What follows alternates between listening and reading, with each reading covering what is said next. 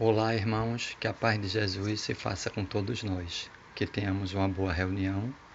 Estamos com a incumbência de fazer o exórdio e o livro é Um Minuto com Jesus, do médio Ariston Santana Teles e o espírito Carlos Torres Pastorino. Então a mensagem é de Mateus 5:48. Deveis ser perfeito como vosso Pai Celestial é perfeito. Este convite do Mestre atinge as profundezas da alma humana. A perfeição é o fim de tudo o que existe.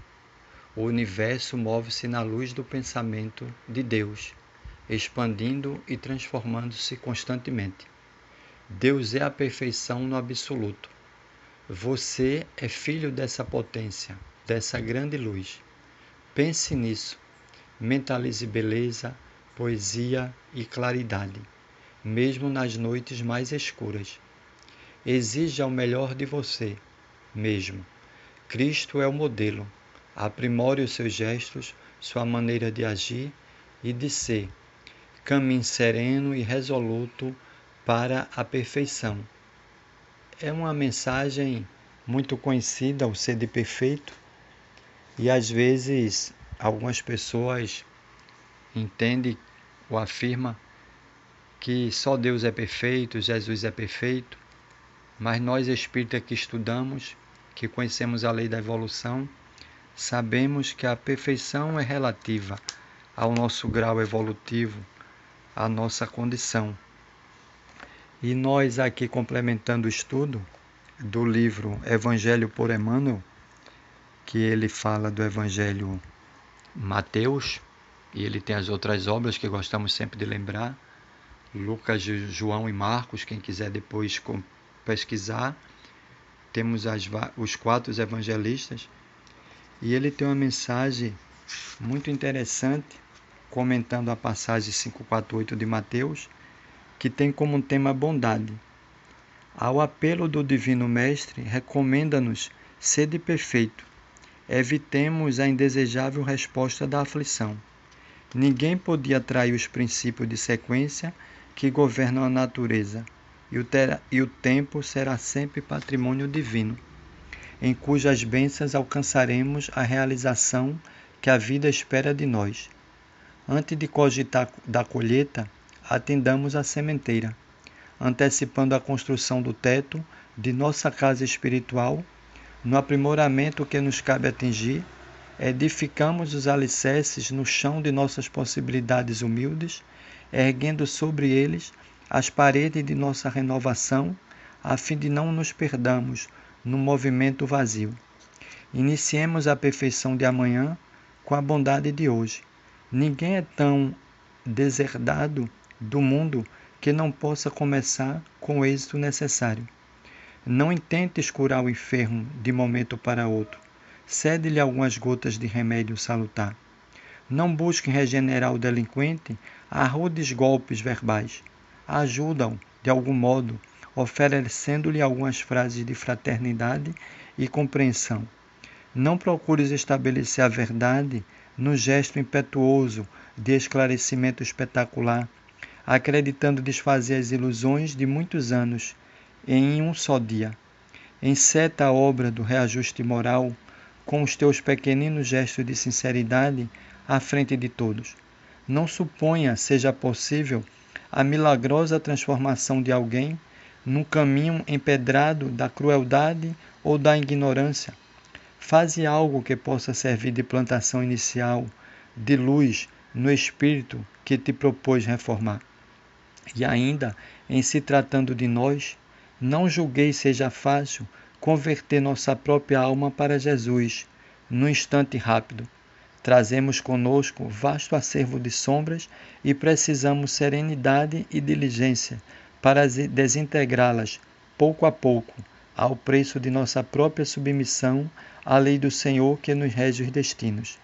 Se realmente nos dispormos à aceitação do ensinamento do Divino Mestre, usamos a bondade em todos os momentos da vida.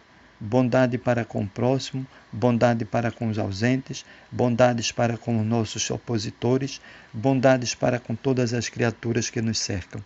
A bondade é chave de simpatia e conhecimento, que descerremos a passagem às esferas superiores.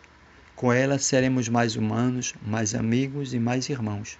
Avancemos assim com a bondade por norma de ação, retificando em nossa estrada os aspectos e experiências que nos desagradam na estrada dos outros.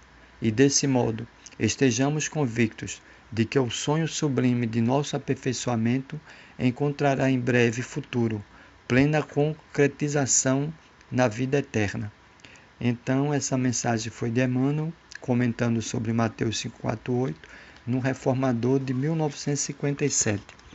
E o Espiritismo nos dá essa condição, através do estudo, de conhecermos a nós próprios e buscarmos, mas não desanimarmos, não nos acomodarmos, acharmos porque conhecemos já a doutrina, temos um certo conhecimento, para também não cair na acomodação, entre aspas, acharmos que estamos salvos. Então, façamos a prece.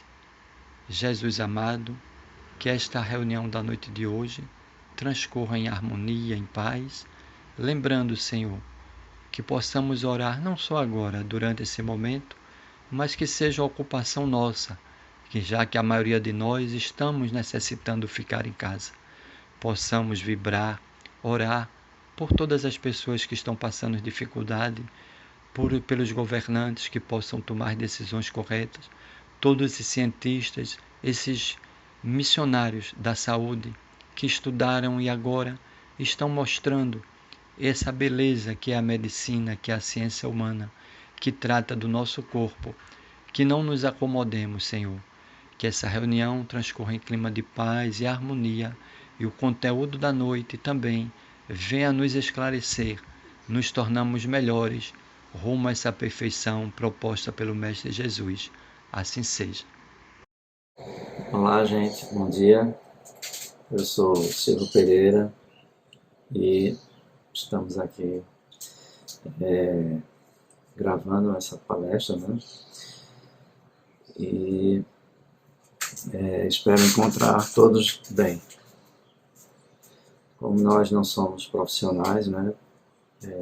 Talvez a qualidade da imagem não seja das melhores ou do som, mas vamos lá, né? São as experiências da vida e as mudanças que nós temos que fazer no nosso dia a dia.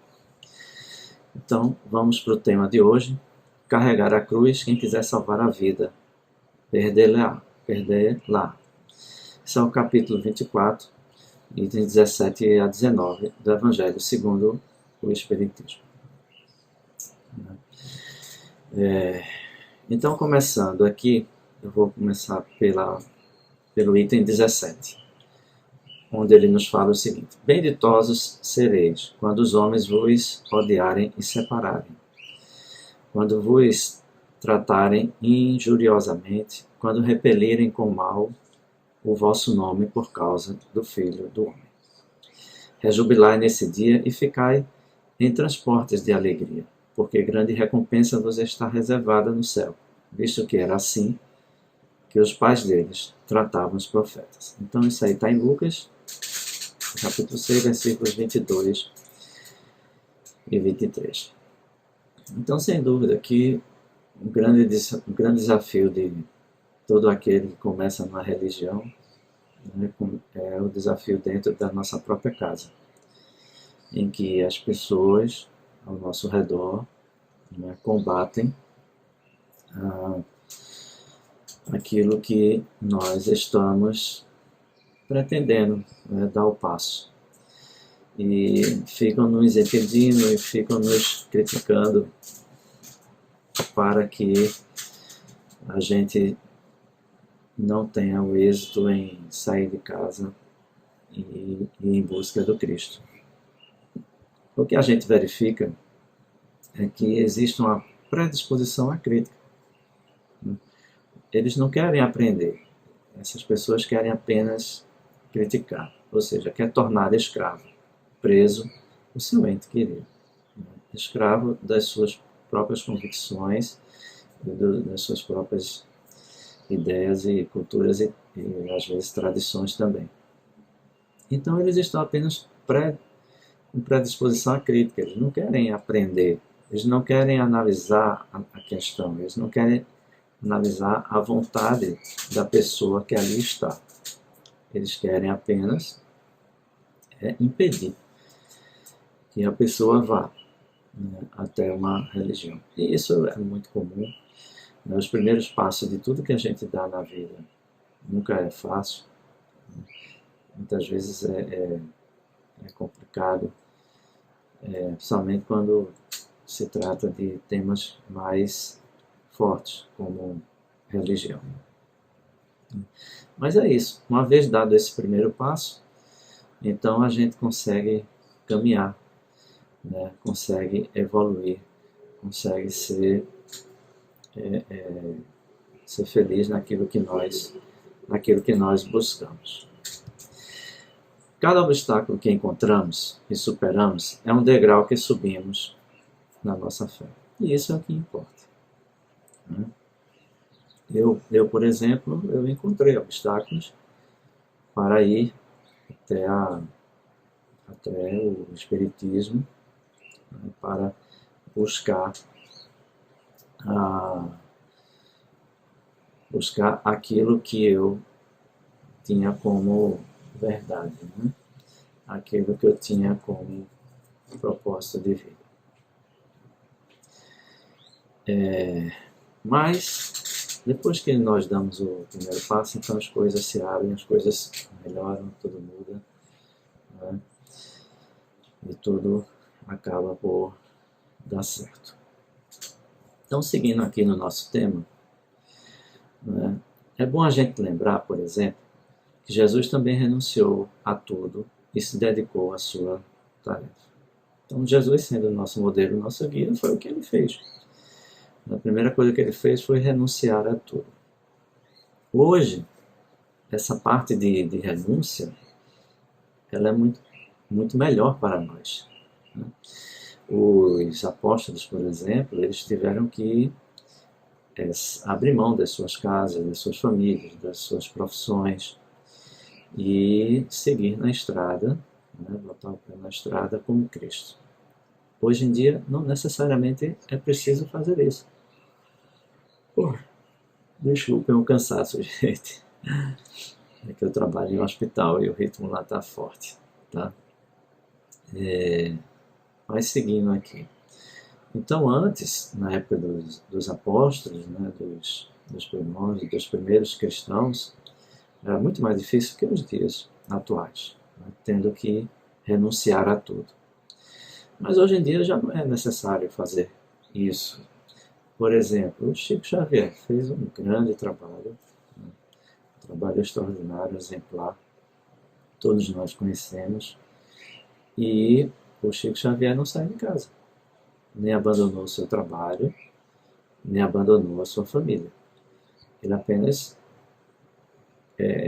trabalhou em cima da sua obra, né, com os recursos que tinha e dentro da sua própria casa, dentro do seu próprio lar, do seu local. E fez, sem dúvida, a maior obra espírita da história do Brasil de todos os tempos.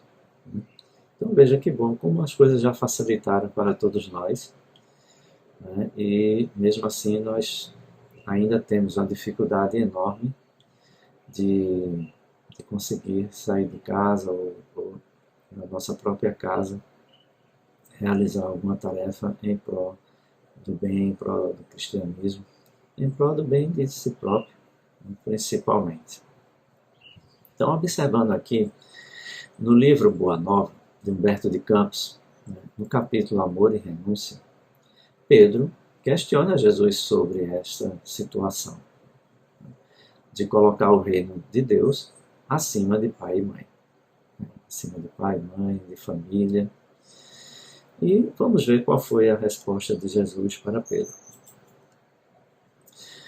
A resposta é a seguinte: o reino dos céus deve ser o tema central no coração do homem durante a sua vida. Então, essa frase é uma frase-chave na qual diz tudo, né? O reino do céu deve ser o tema central no coração do homem durante a sua vida. Então, observemos que o que vale, né, não é abrir mão de tudo. Não há mais aquela necessidade de 2000 anos atrás. A necessidade principal é que nós tenhamos como tema central no nosso coração o reino dos céus.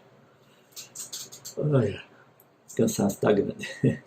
Mas vamos lá, vai dar tudo certo. O tema central no coração do homem. Então, quando o tema central está em nossos corações, nós priorizamos as questões divinas, os pensamentos do Cristo, as suas ideias, né? E dessa forma a gente se torna uma pessoa melhor, um cidadão de melhor índole, né? E quando nos tornamos uma pessoa melhor para nós mesmos, também passamos a ser melhor para com o próximo. E isso daí influencia e fecha a nossa participação, a nossa boa participação na nossa vida na Terra. Jesus aqui completa dizendo o seguinte: tudo mais é acessório.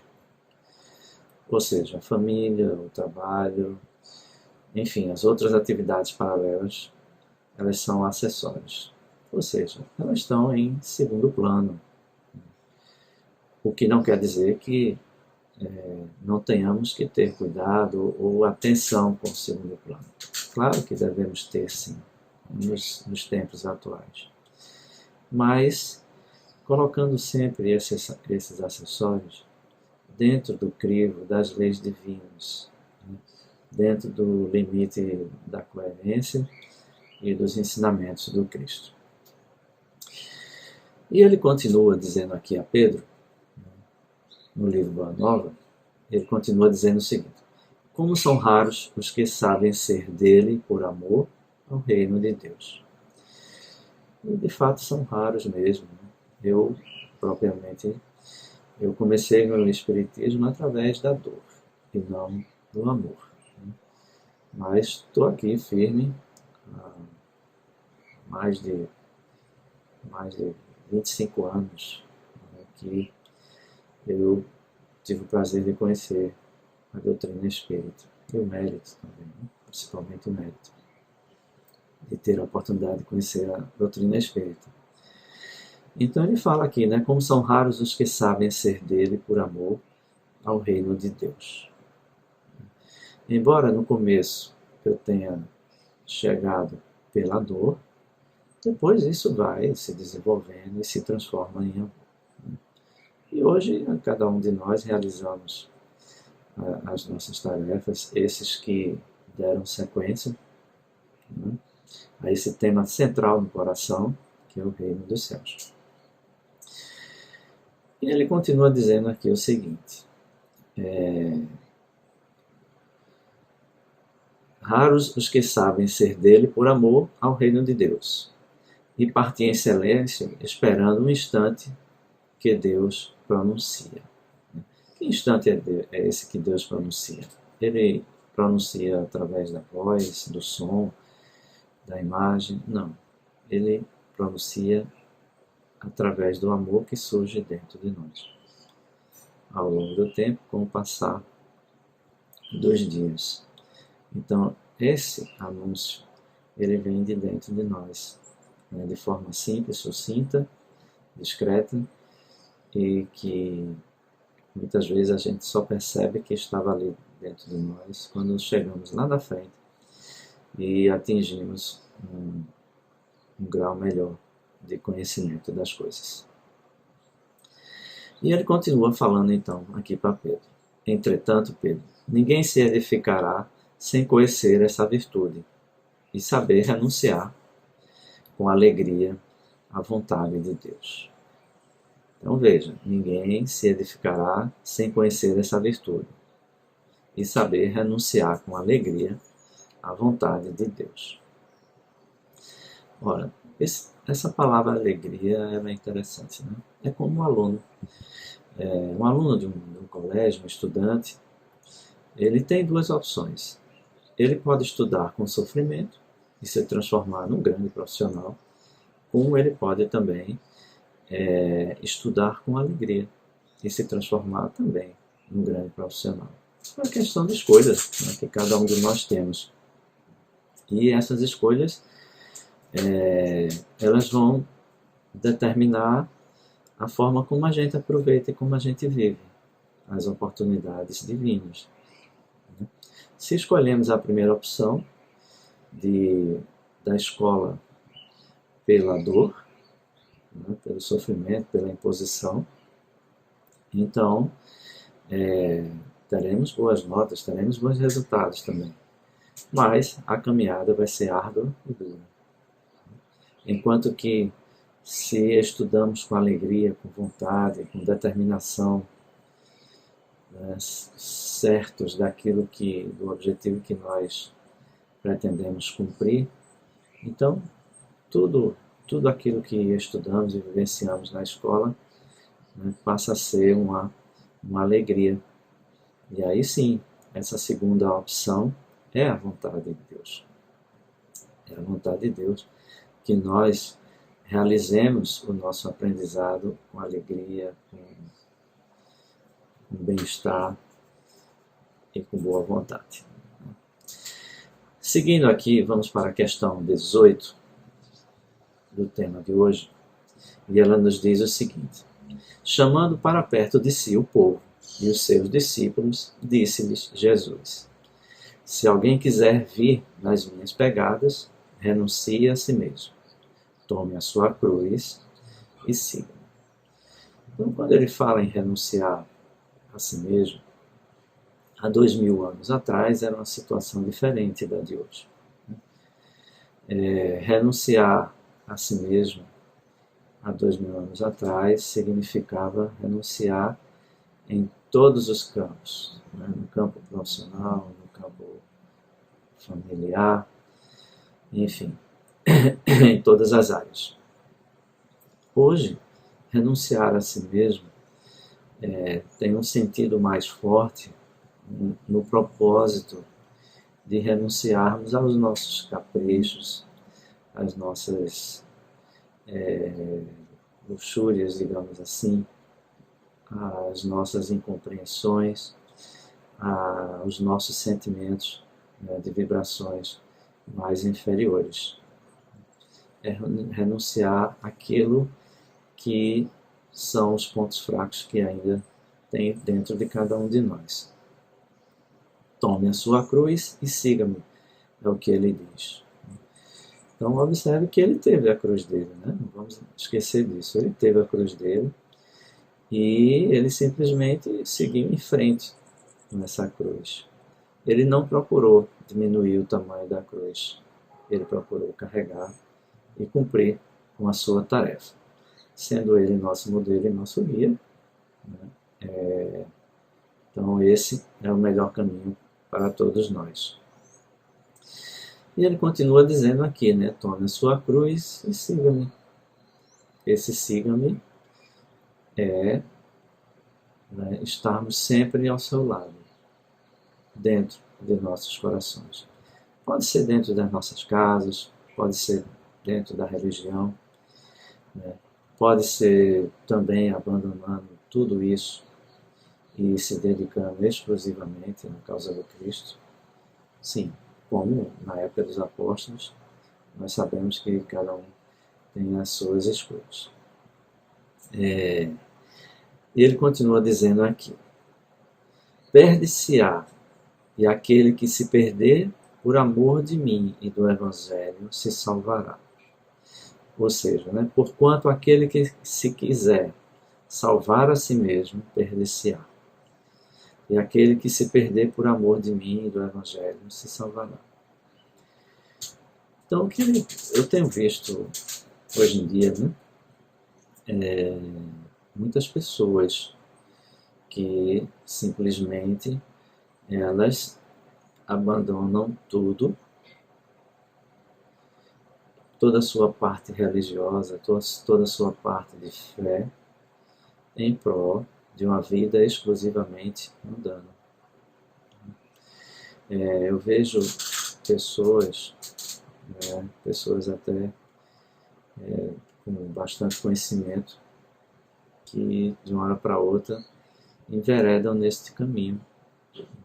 Acham que estão sendo feitas de boba, de que estão sendo bestas, por fazer bem ao próximo, e passam a considerar isso como uma bobagem, como uma ilusão, né? Enfim, todas essas coisas que nós vimos. E aí busca os prazeres do mundo, né? Que terá, certamente. Jesus, Deus, Ele quer o bem de todos, né? Mesmo que esse bem às vezes não seja o melhor caminho. Mas não sendo o melhor caminho, certamente lá na frente haverá o sofrimento, o aprendizado e a retomada da caminhada do bem, da caminhada daquilo que é certo. E é nesse momento em que nos tornamos uma ovelha no meio dos lobos. Quando a gente faz uma opção de abandonar a religião, de abandonar os ensinamentos do Cristo e seguir por conta própria, visualizando apenas os bens divinos, é como se tivéssemos uma flor, uma rosa, e só querer a parte das pétalas. A parte dos espinhos não interessam, tem que ser descartadas. Só que isso é um mundo de ilusão, isso não existe. Querer tornar ao nosso redor, ter ao nosso redor somente pétalas, somente pessoas que aparentemente são boas por fazer as nossas vontades, não é, na verdade, querer ter boas pessoas, mas sim querer ter serviçais, né? É querer ter pessoas que estejam ali para fazer a nossa vontade e não a vontade do coletivo, não a realidade dos fatos, não a verdade propriamente dita. E aí é que se torna uma ovelha no meio dos lobos, ao pensar que é muito esperto, muito esperta, e que aquele que ficou para trás, realizando e dando continuidade ao trabalho de Cristo, ao trabalho da caridade, do amor ao próximo, né? Esse fica como se fosse um bobinho, né? Como se fosse uma ovelha no meio dos lobos. Mas, com o tempo, né, vai observar certamente que o lobo, na verdade, era aquele que só fazia as nossas vontades e que estavam ali nos encaminhando para um caminho de bastante sofrimento, escassez e de desvio de conduta em prol da sua própria felicidade. Então, às vezes, chegam pessoas até nós para utilizar nossa religião para nos fazer de bobos, né? Isso também acontece muito. A gente simplesmente, por sermos religiosos, chegam aqueles que, com segundas intenções, querem simplesmente nos fazer de bobos, nos induzindo, né, a situações de dizer sim, quando na realidade o correto era, e a melhor opção era o não. Né? Pois precisamos sempre lembrar que ser bom é diferente de ser bom. Ser bom é dizer sim. Ser bom é dizer não também. Ser bom é ser alegre. Mas ser bom é ser sério também. Né? São essas coisas que nós já sabemos, mas que a gente precisa escutar de vez em quando para lembrar disso. Né? Para dar aquele estalo né? E a gente refletir e dizer, poxa, eu sei disso, mas eu estou praticando aquilo. Eu estou me deixando levar pelos caprichos daqueles que estão ao meu redor, né? E aí, o que é que acontece? Não podemos permitir que o outro manipule nossa religião e nossa vida. É a arte de saber dizer não, né? Não são os outros que têm que manipular nossa religião. Nem somos nós mesmos que temos que manipular nossa religião. A nossa religião, ela é feita para o coletivo. Ela é feita para ter um norte. E não necessariamente esse norte vai ser a nossa vontade, vai ser o nosso desejo. Mas sim, será aquele norte que é o norte verdadeiro, que é aquilo que nos fará bem, é aquilo que nos deixará em paz com nós mesmos, né? E que teremos sim as melhores práticas. Portanto, gente, não podemos permitir que o outro manipule nossa religião e nossa vida. A religião não foi feita para fazer o que o outro quer, nem foi feita para fazer o que nós queremos. Ela foi feita para nos orientar, para ajustar, né? Para dar seguimento àquilo que é o bem maior. E aí eu entro numa questão. Por que sua voz é baixinha e fraca? Muitas vezes as pessoas questionam isso. Você é religioso, tem uma voz baixa. Olha, gente, eu te digo uma coisa. A tonalidade de voz é um dos recursos mais poderosos na sedução. Porque ela tem o poder de desviar a nossa atenção, a atenção do ouvinte, para o show, para a exibição, deixando em segundo plano a palavra, o conteúdo daquilo que está sendo dito.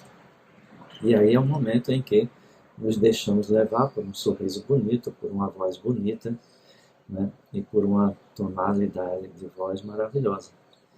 E nos deixamos levar pela aparência e o conteúdo, a palavra que ali está sendo dita, então ela fica comprometida e, consequentemente, passamos a ser manipulados pelo outro. São os falsos profetas. Quantas pessoas boas se deixam levar por falsos profetas, por falsas ilusões, apenas pela forma como ele se apresenta, apenas pela forma como ele aparece para cada um de nós. Então, ter a voz baixinha tem a sua vantagem, é que a pessoa que está ouvindo ela vai ter que ter muito mais atenção, se aproximar muito mais, né, para que ela possa ouvir e entender o que está sendo dito, né? Embora a tonalidade de voz não seja um pecado, depende apenas de como ela seja utilizada. Ela tanto pode ser um remédio como pode ser também um veneno. E aí cabe a cada um de nós ter esse discernimento. E então chegamos aqui na questão 19, o tema 19, quando ele nos fala o seguinte: rejubilai-vos, diz Jesus, quando os homens vos odiarem e perseguirem por minha causa, visto que sereis recompensados no céu. Podem traduzir-se assim essas verdades. Considerai-vos ditosos, quando haja homens que, pela sua má vontade para convosco, vos deem ocasião de provar a sinceridade da vossa fé. Então vamos dar uma paradinha aqui no texto e vamos analisar, né? Rejubilai-vos quando os homens vos odiarem e perseguirem por minha causa, visto que sereis recompensados no reino dos céus. Então isso é o que acontece fortemente no dia a dia, mesmo 2000 anos depois.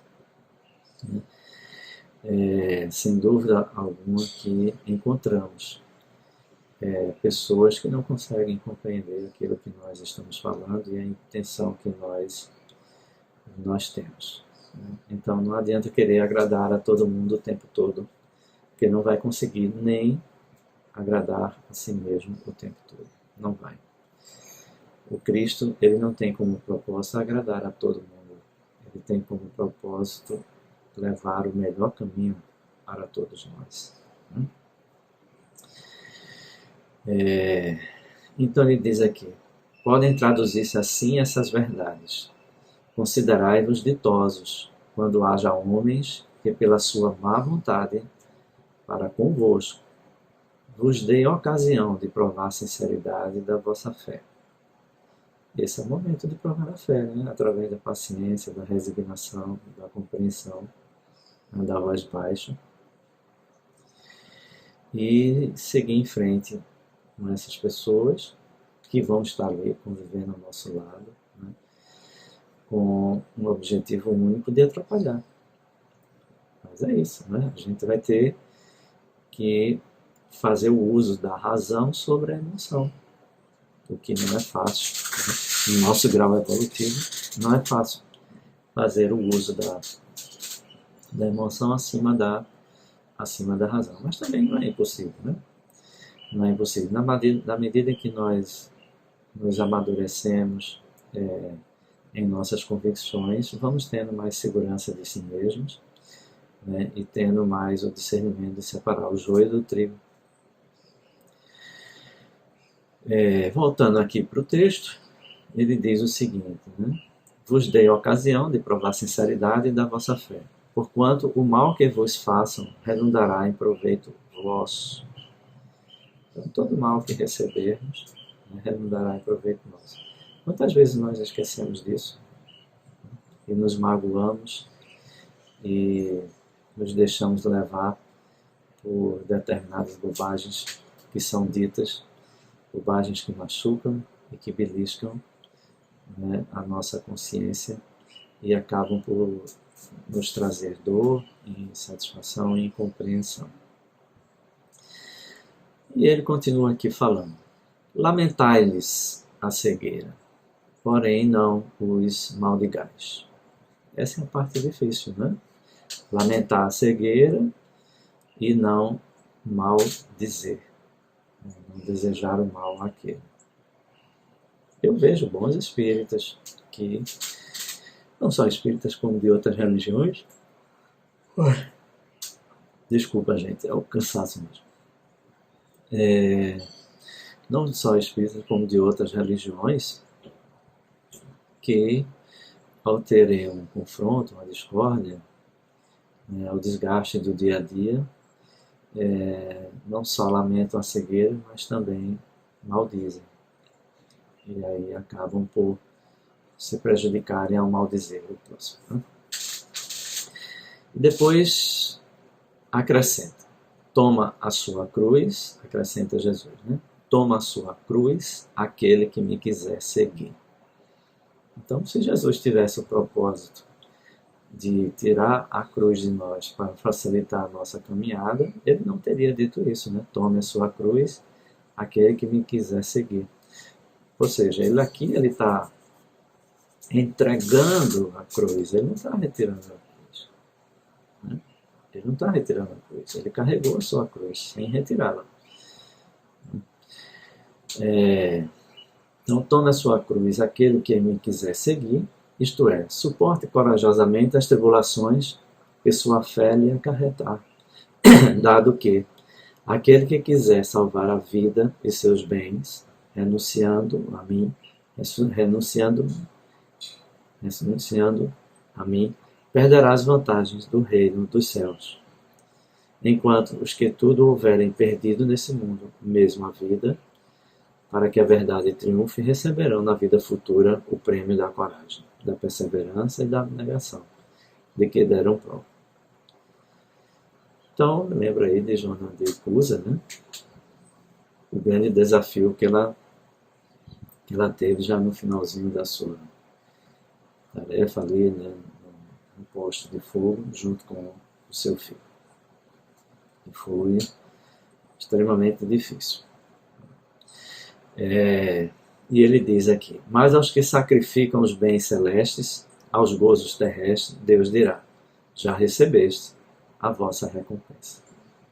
Então Deus é tão bom, Jesus é tão bom, que Ele permite que a gente escolha as recompensas do bem que nós praticamos. Tem gente que prefere em dinheiro e à vista. E assim tem. Assim eles recebem em dinheiro e à vista. Porém, já receberam a vossa recompensa. E, quando finalizarem sua tarefa aqui no plano terreno, certamente passarão por situações bastante desagradáveis e complicadas. Como todos nós sabemos disso daí. Então, são as escolhas que nós fazemos. Jesus indica que busquemos esse prêmio da perseverança e da abnegação, busquemos para quando desencarnarmos. E então nós saberemos o que é o centro daquilo que nós fizemos de bom.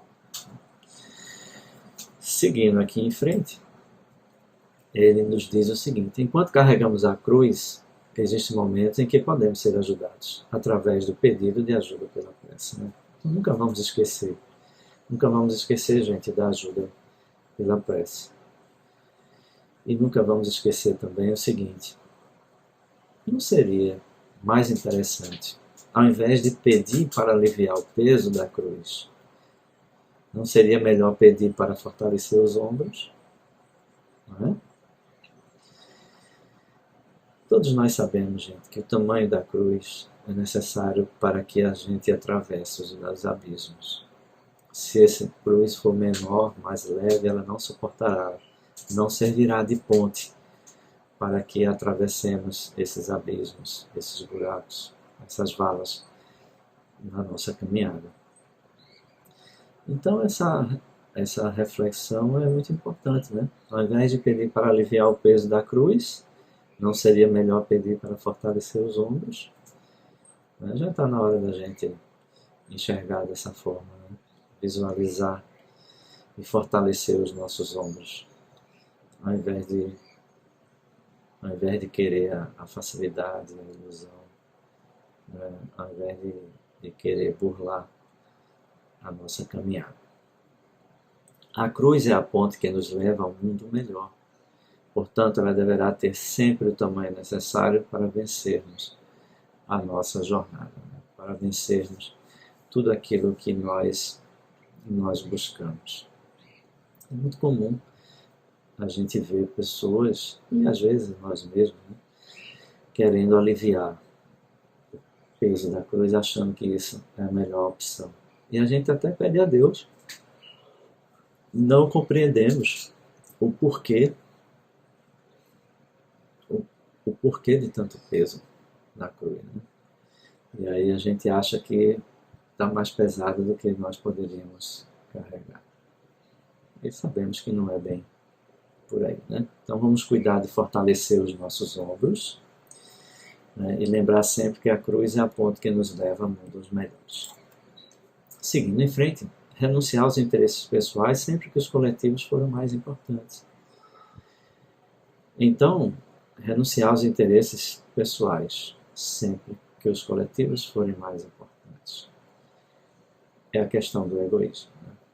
É a questão do egoísmo que precisamos trabalhar. Existem momentos em que os interesses pessoais são necessários a sobreporem aos coletivos, principalmente a depender de cada situação, né? Cada momento nos leva a situações distintas. Então, interesses pessoais, desde que esses interesses pessoais sejam norteados pelos ensinamentos do Cristo, sem dúvida alguma, servirá como um pastor para com as suas ovelhas e fará o bem ao coletivo, e não a esse pastor que conduz essas ovelhas. Então, esses interesses pessoais não podem ser remetidos ao nosso bolso, ao nosso bem. Os interesses pessoais devem ser remetidos ao bem coletivo. Paulo de Tarso diz: já não sou eu quem vive em mim, mas o Cristo. Verdade, né, gente? Quando chegarmos nesse ponto, então, estaremos numa situação bem diferente da que nós estamos hoje. Eu não sei vocês, mas nesse caso aí eu estou falando por mim. E Paulo de Tarso também diz uma coisa interessante. Jesus diz: eu e o Pai somos um. E eu digo que eu e o Cristo somos um. Né? Quem sabe um dia aí, na nossa caminhada, na nossa jornada, a gente consiga falar, né, expressar essa verdade. Assim como Paulo de Tarso dizia, né, que nós e o Cristo somos um. Chegaremos lá, né? Ainda demora um pouquinho, mas chegaremos lá. Então, gente, para finalizar, haverá momentos em que seremos somente nós, nossos guias espirituais e Jesus, até que ouvirás a voz dizendo: tende bom ânimo, pois aqui estou. Então haverá momentos, sim, em que estaremos sós e seguiremos em nossas jornadas cristãs de caridade. E é um momento difícil, porque muitas vezes não enxergamos a presença dos nossos guias espirituais e de Jesus, né? Pelos nossos próprios méritos, pelas nossas próprias condições de imperfeição. Mas ele diz aqui, né? Até que ouvirás a voz dizendo: tende bom ânimo, pois aqui estou. Então, gente, ter calma, né? Hoje nós estamos dentro de casa, por conta desse coronavírus, mas vamos aproveitar que estamos em casa para fazer o bom uso desse tempo, né? através do aprendizado. Então, gente, era isso. Eu estou chegando ao fim dessa palestra. Espero que tenha preenchido o tempo de vocês com coisas boas, né? com aquilo que nós buscamos dentro da doutrina espírita, dentro do Cristo. Então, para finalizar, farei então a prece final. Mestre Jesus, Deus de infinita bondade, estamos aqui reunidos em seu nome para agradecermos a saúde, o bem-estar, de podermos realizar mais essa tarefa do dia de hoje, né? Da noite de hoje. Que o Senhor Jesus esteja em nossos corações como tema central sempre das nossas ações, das nossas atitudes e dos nossos pensamentos. E assim, Mestre Jesus, que a nossa casa, o nosso lar esteja aberto aos bons espíritos, aos nossos guias espirituais, para nos ajudar e nos auxiliar e nos proteger a cada um de nós que tão necessitados somos, né, no nosso dia a dia. E por fim, que tua paz e a tua luz estejam com todos nós hoje, agora e para todos sempre, que assim seja. Obrigado.